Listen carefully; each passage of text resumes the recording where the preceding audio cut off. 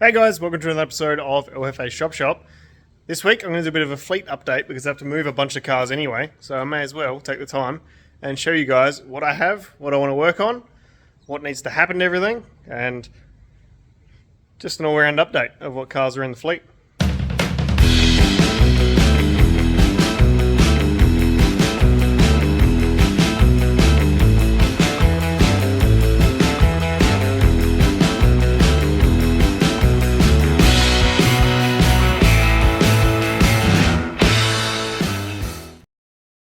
So in the shed, there is currently no cars. So there is a wall here, or a tarp that I'm using as a wall.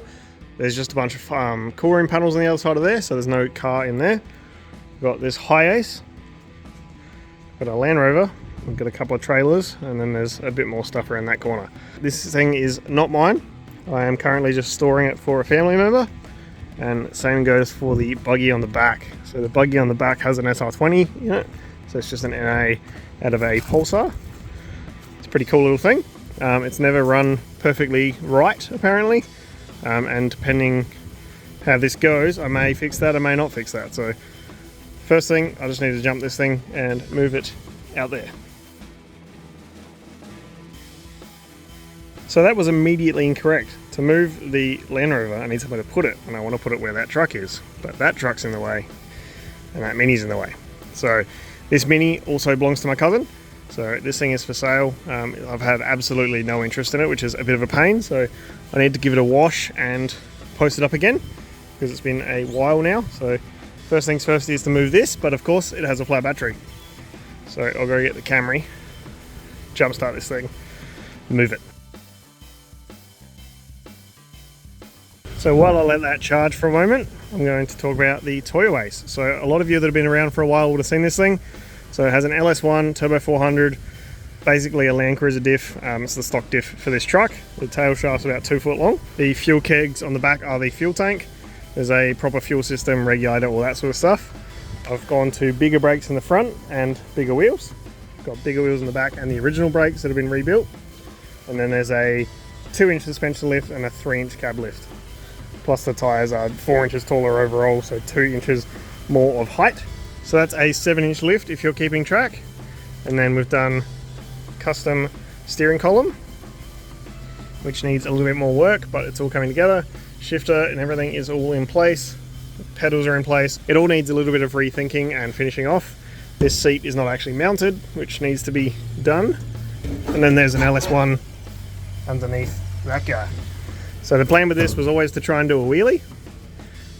It's obviously not probably powerful enough, but I can put a whole lot of weight over the back wheels and try and lift these front wheels up, and it should be a good time. So there's a bit more to do. I need to do the wiring and just sort of finish off everything, and the brakes are absolutely horrible, so I need to revisit that and finish those off.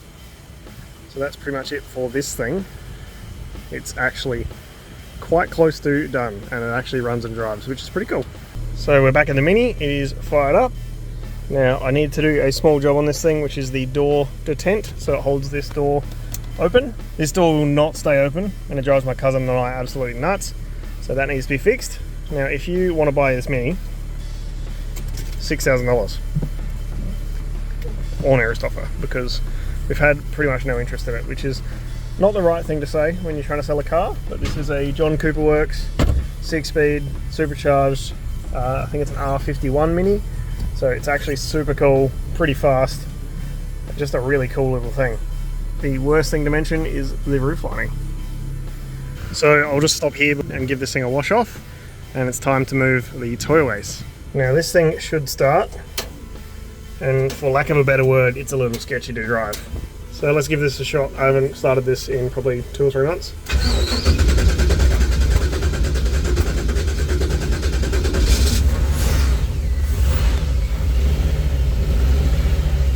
Good old LS. See how much it just shakes everything? Yeah, it's a bit of a thing.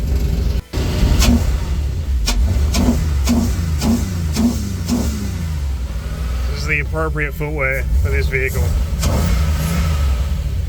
So I may as well park that there and wash both of these things together.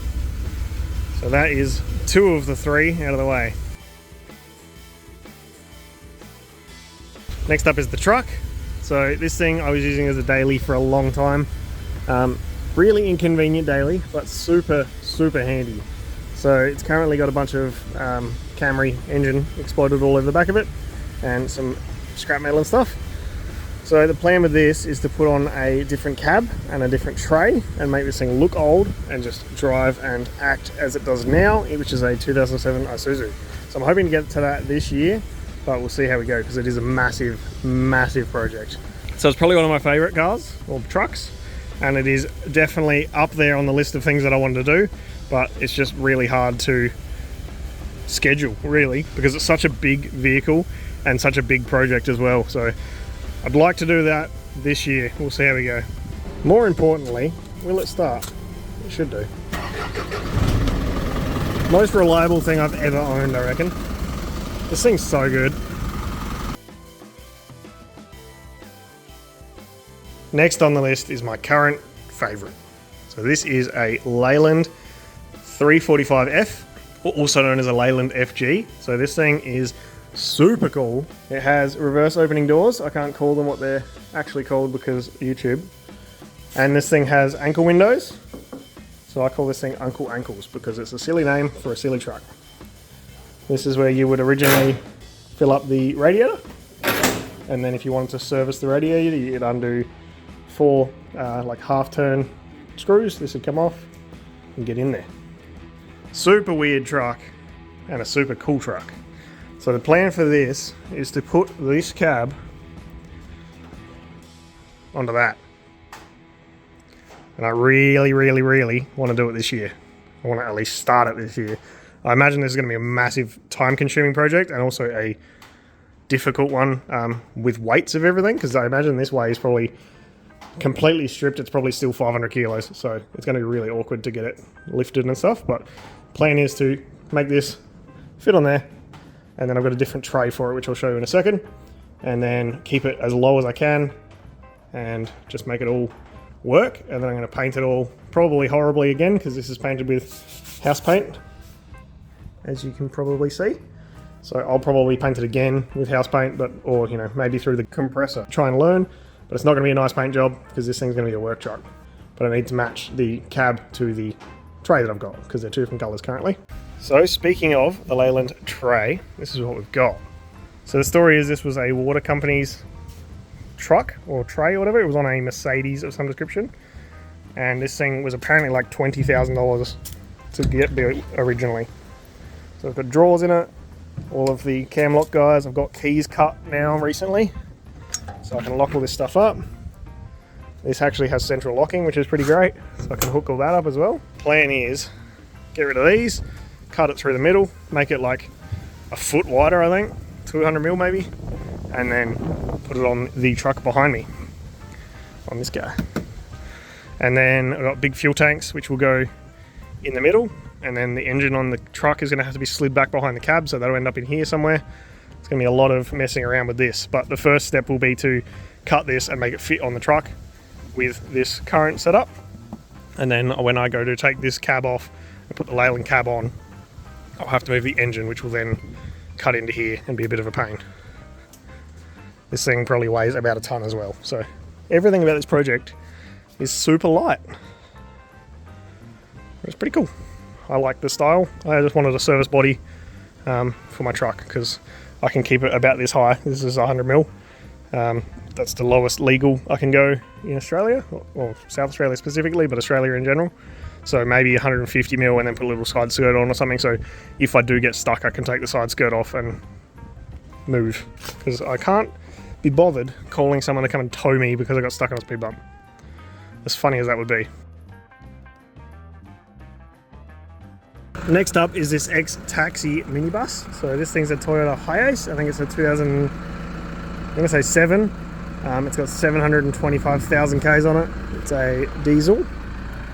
And it needs a new turbo. So first things first, I need to put a new turbo on this thing, and then I want to deck out the back as a camper and go through and get it all registered. So I haven't done much on this other than put it all back together aesthetically and mechanically, because there was a few bits missing.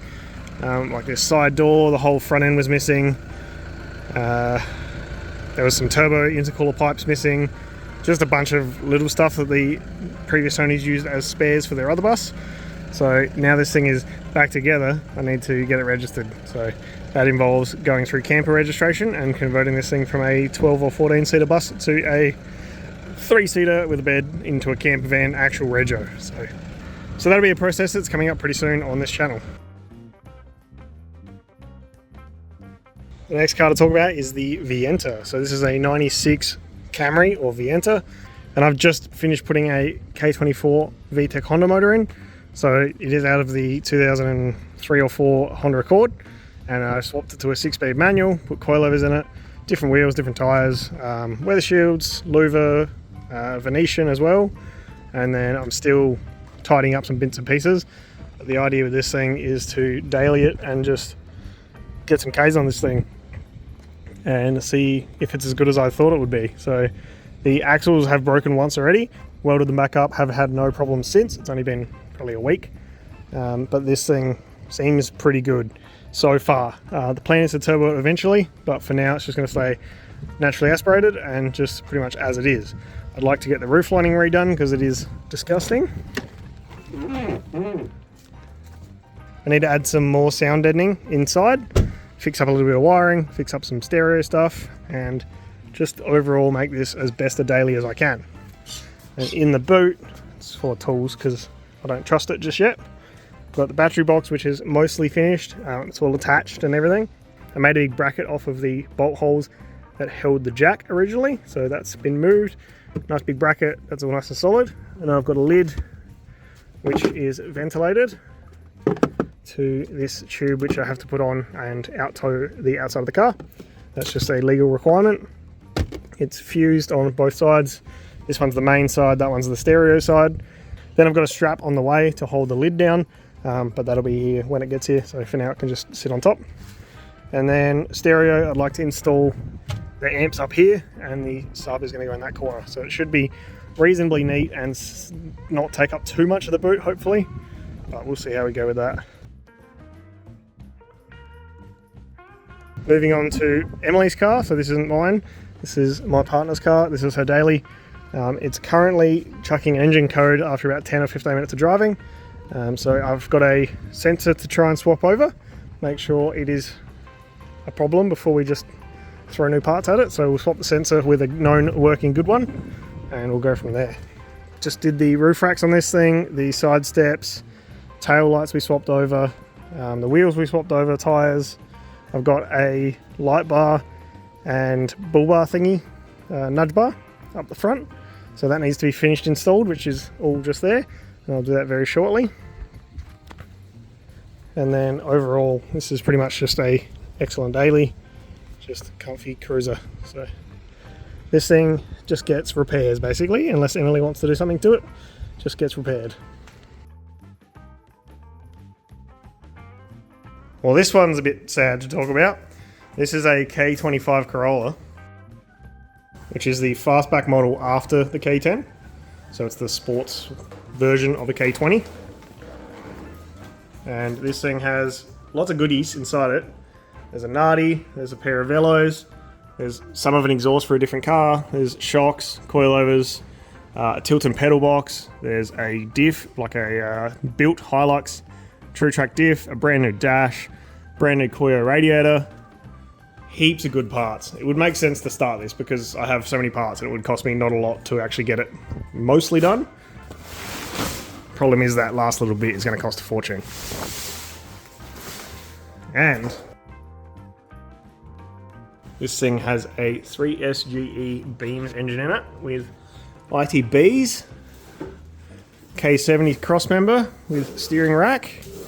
I've got I think they're MA61 struts for it, so it's going to be super wide. And then I've got big brakes for it. I think I've got Nissan calipers for it, like the Skyline ones. And the Falcon discs, the same as what's on the Crown. And this project basically came together because I got rid of the Stout and bought the Toyways to do more truck things. And then I thought, well, I'd like to do more truck things and more race car things because that's what the Stout was supposed to be. It was supposed to be a combination of the two, and I didn't really have space or time.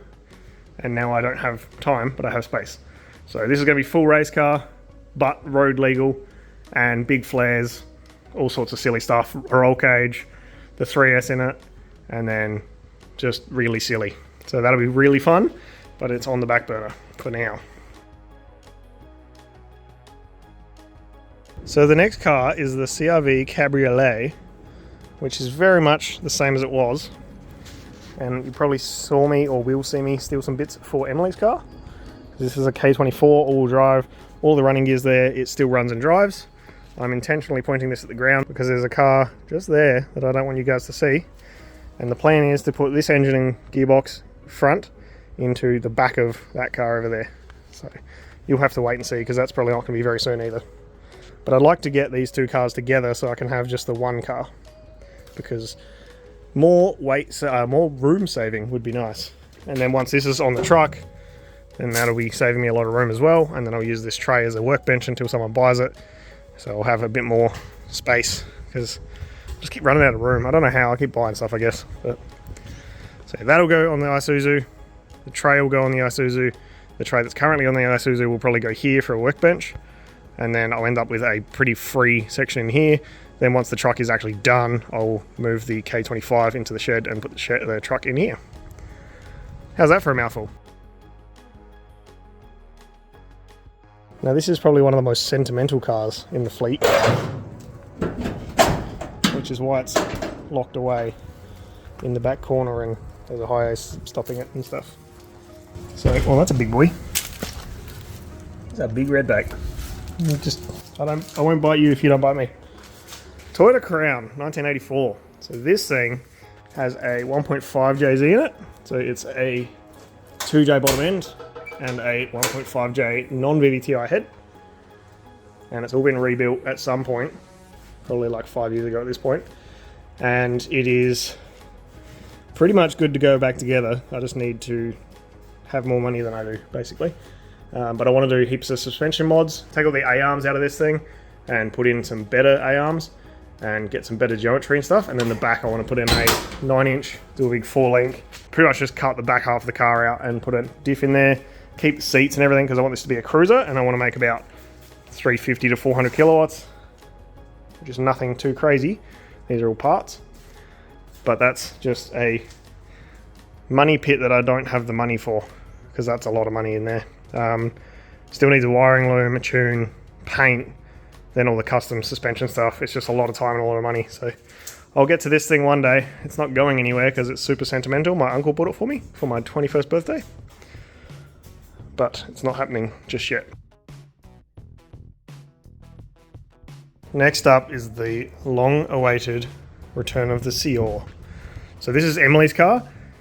It belonged to a old lady or whatever, had like 50,000 Ks on it. My best mate from school bought it from her. He drove it until about 110,000 Ks, and then Emily drove it to about 125, and then I convinced her, or she convinced me, or I'm pretty sure I was the bad influence, to put a 4-cylinder in it. So it's now got a 4-cylinder 1.3 litre, so instead of the 3-cylinder 0.9 litre.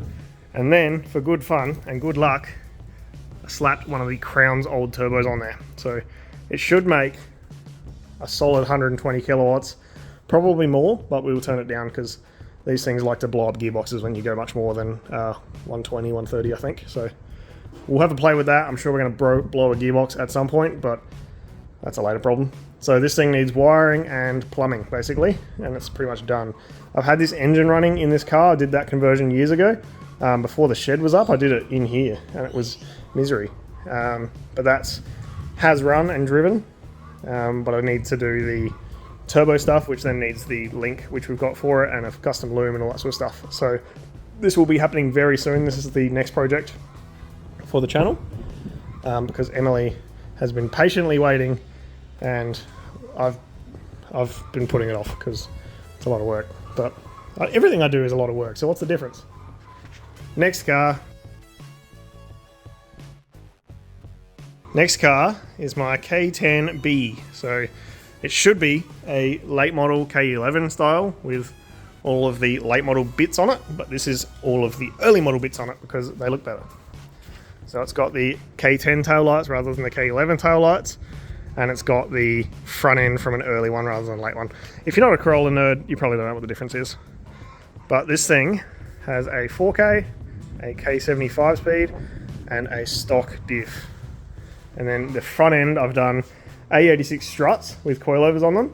JFZ brakes with Honda discs. I can't remember what Honda, but a Civic of some description. It's got a K70 or K30 lower control arms. And then it's got a K20 crossmember with the K70 steering stuff welded to the back of it. And then K70 column from there up to the K10 adapted steering wheel and indicator stalk. So I've done the caster arms, which run forwards and into a crush tube in the front rail. It's not the nicest solution, but it does work quite well. This thing actually handles great, and it doesn't understeer like a regular K10, because that is what they all do.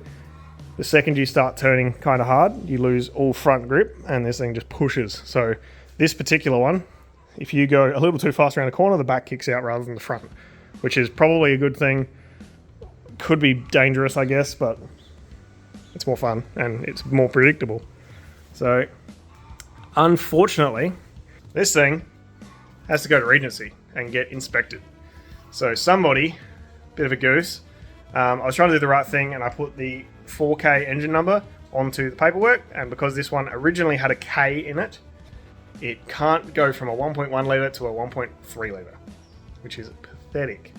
But if it was a K11, which this basically is because it's K10B, they came out with a 3K, which is a 1.2 litre, and I could legally put a 1.3 litre in it. So because it's not a 1.2 litre from factory, I have to go to Regency. Which, if you're not from South Australia, that means I have to get this thing engineered, I have to get everything certified, finish the car, because there's a lot of stuff missing from the interior, get the whole thing 100% done, which I should do anyway, and then get an engineer to sign off on all of the modifications for the suspension stuff, the engine, the gearbox, the brakes, probably get a brake test, maybe have to get a lane change test. There's a lot of stuff. So I have about 2 weeks left of reg on this thing, I think, and then it's going to sit for quite a while, unfortunately, because I don't have time to do that right now. So I'll get some other stuff out the way, and then I'll get onto this again, probably towards the end of the year when the weather is nice again and I want to drive it. But that's a real pain in the bum, but that's what you get trying to do things right. Every time I try and do something correct and by the book, it bites me in the bum. So, oh well. So there's 2 cars left on the list. The first one is the K16 wagon, so it's like a K10 but a wagon. So I'll chuck in the footage over my face here and tell you what's going on with it. So I sent this thing off for rust repairs probably a year ago now, and they've been slowly tinkering around on it and getting some jobs done. So what I did is I ended up getting the guy who's doing it. He came to look at it to repair it for me, and then he was like, oh, I saw you're selling your Model A, can I have a look at that as well? So he had a look at the Model A. He took the Model A, and he's going to fix the wagon. So we wrote up a contract and everything, so it's all, legal and not going to get stitched, hopefully. He's a good dude, so I don't expect that being a problem. But he has the Model A, which is 25 to 30 grand worth, and he is going to fix the wagon up to a point where it's basically ready for the last rub down and paint. And then I'm going to bring it back. I'm going to build up all the engine and gearbox and everything, all the wiring loom, cut the holes that I need to. If there's more holes that I don't need, I can get rid of them, and then send it back. He'll do another go over it, make sure it's all sweet and happy, get it ready for paint, and paint it up. And then I'll bring it back here and put it back together. So I don't expect that to happen quickly, and I don't have the money to pay for the paint, but that's going to be a pretty cool project. And then that will basically be this kind of standard, probably better than this one actually. It'll probably end up better than this one. But then I may sell this once I get the wagon back, but then this is kind of sentimental because my friend that passed away, he helped me build this back 10 years ago, and another friend of mine, his dad painted it, he built the engine, and then it was in his wedding. So it's kind of, this is sentimental already. I've had this thing for ages, but just in the short amount of time of me driving it, my mechanic friend that helped me, he has passed away. The wedding's happened, it's just been a bit of a thing. So this is pretty sentimental now, and I think what's going to end up happening is this will be the driver, and this will be the car that I'm not scared to leave in car parks and go through the hills, and then the wagon will be really nice, and I'm going to be scared to touch it. So, I don't know. The wagon is my favourite car that I've ever owned, probably ever will own. It's just the cool shape. So, it is what it is. That thing will probably end up on a podium or something. but that's alright. I'll try and use it and enjoy it, but it's just, I need to drum into my head that a paint job's not that expensive and it's not worth not using the car. So there's one more car left on the list, which is a Datsun 240Z. So this thing is from my mechanic friend Pete. He originally did his apprenticeship in the late 60s at Datsun in South Australia. If you own a Datsun 1600 from South Australia that was originally sold here, there's a good chance that Pete, my good friend, Speedway drove that thing around the block when he was an apprentice, because he's driven pretty much every one that was sold in South Australia. So that's pretty cool. But this thing wasn't on the plan. I wasn't expecting to inherit it. It's a big project and it's a race car. So it's a full race car. It's no chance of road rego at all. But I have a bit of a plan for it, and I'll jump through to that now and you can see what it looks like. So this is the Datsun 240Z. 240Z, what are you going to call it? It's got a 15-inch Simmons front and rear. There's 4 studs still in the front. I've not really looked at this thing all that much. The story is I inherited this from a mate of mine who was an old race car guy, and he picked this up for an absolute bargain. I think he did some work and this was the payment. So it's got massive guards on the back and then a full one-piece bonnet and guards, which all slips off. So I'll show you that in a second. As you can see, it's a fair bit of a project, but I'll be doing something with this at some point. So it's obviously set up for some kind of engine and gearbox, I'm not too sure just yet. And it has pedals and all that sort of stuff. It has brakes, which are the same as what's on the Corolla, but bigger. And then I'm not sure about the back, if that has brakes or anything. Oh, I haven't really looked. And then coming over the back here, it has most of a rear diff setup, or rear suspension setup I should say. Need to work out what diff is supposed to bolt in there. I imagine it's Nissan or Datsun because it looks like Datsun hubs seals. And then that's where your coilover goes. There's a lot to do, but there's been a lot already done. Apparently someone spent like 100 grand getting this thing built to this stage, and then they got divorced and they sold it for like 40 grand. And then someone bought it for 40 grand and then they got divorced and sold it for 10 grand. And then they sold it to someone else. And then my mate ended up with it for very little. And then I ended up with it for nothing, but my mate's not around anymore, so that's a shit trade. But it's a very cool car. Now my mate that passed away, he wanted to put an SR20 in it, 6-speed, turbo, pretty stock, and just have fun. And he wanted to paint it red, and that's pretty much all of the wish list he had for it. Everything else was kind of just have fun. Keep these wheels all similar, and just make it work. Go have a race day. So that's what I'll be doing with it, and then later on, if it needs a different engine or whatever, that's up to me, but it will be getting an SR to start with at some point. But that's the Datsun. Okay, so that's all the cars in the fleet. There is heaps. I have a problem. Someone call the addiction hotline or something. I have a problem. But we'll slowly get there. I've finished a few cars, in the last year, so there is progress happening. There is things happening, stuff getting finished. It's just slow. So thank you very much for watching, and we'll see you next week.